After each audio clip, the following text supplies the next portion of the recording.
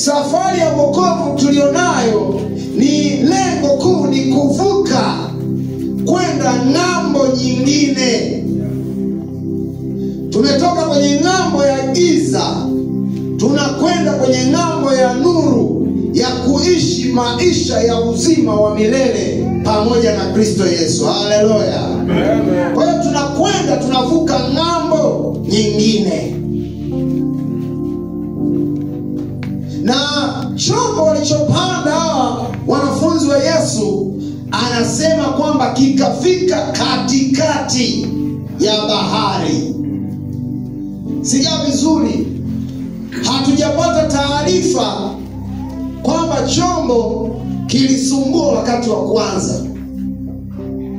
Hatujapata taarifa kwamba hao watu waligoma. Kwanza ukisoma hapo unasikia anasema akawalazimisha. So unasikia kwa mstari anasema akawalazimisha. Kwa hiyo kulikuwa na hali fulani kama ya mabishano. Unaelewa? Unapolazimishwa maana yake hilo jambo hutaki kulifanya. Na sisi kwenye safari ya wokovu, na waambieni, huwezi kufanya kwa binafsi yako. Huwezi kumtumikia Mungu kwa ubinafsi wako, kwa nguvu zako za binafsi. Huwezi kumtumikia Mungu. Ni mpaka Mungu amekupa nguvu zitakazo kulazimisha wewe kumtumikia yeye. Haleluya. Ndio maana tukiambia kwamba kuna jambo hili linataka kufanyike kanisani, unaona watu wanakwama kufanya.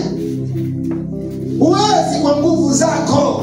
Kuna nguvu fulani iingie ndani ya maisha yako ikulazimishe kupanda iko chombo ili uvuke ng'ambo. Na hiyo nguvu ikikulazimisha, sio wewe tena, ni ile nguvu ndio inayokupeleka. Jina la Bwana libarikiwe sana. Tamani hiyo nguvu ikulazimishe, mtu wa Mungu. Maana hautakuwa na hofu wala hautakuwa na hali tena ya kuhimizwa kwenye kufanya kazi ya Mungu. Hiyo nguvu ikiingia inayokulazimisha, itakufanya usiku wa manane uamke uiombe kazi ya Mungu. Itakufanya hiyo nguvu upate muda wa kuomba. Itakufanya upate muda wa kusoma neno la Mungu. Jina la Bwana libarikiwe. Amen. Yesu asifiwe. Amen. Lakini bado hiyo nguvu inapokulazimisha, kuna wakati chombo kinapofika katikati ya bahari. Katikati ya bahari ambapo huoni nyumba, huoni jambo lolote la kukuokoa na maji. Katikati ya bahari pana kina kirefu. Katikati ya bahari pana samaki wa hatari. Katikati ya bahari hapo ukidondoka hakuna uhai tena. Hapo ukidondoka ndio mwisho wa safari unayokwenda. Biblia inatuambia chombo kikafika katikati ya bahari. Na chombo kilipofika katikati ya bahari, neno la Mungu linasema ikakutana na upepo wa mbisho. Kwa maana ikakutana na mawimbi mazito yaliyokuwa yanakisukuma kile chombo kisiendelee tena mbele kufika ng'ambo kilipotarajiwa kufika. Haleluya. Haleluya. Ule upepo kazi yake ilikuwa ni kuzuia chombo kisifike ng'ambo.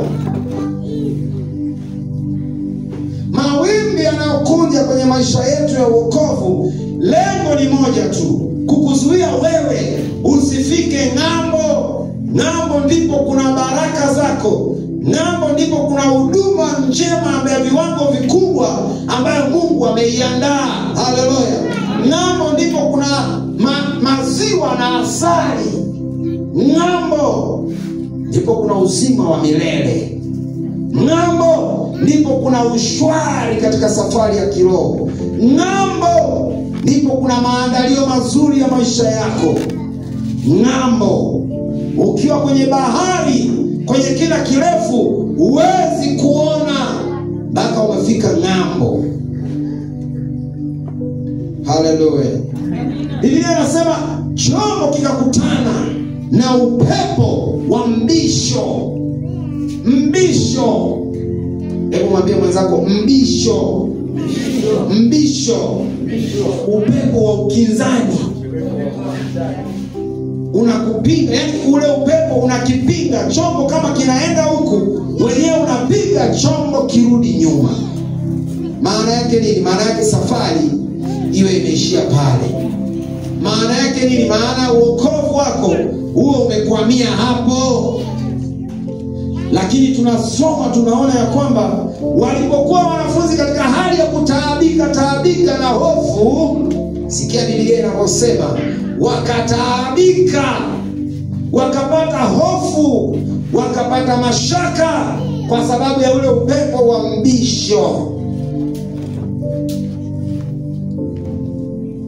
Biblia inazungumza katika zamu ya 4 hiyo ya kuwa na mashaka, hiyo zamu ya 4 ya usiku ambayo chombo kilikuwa kinakutana na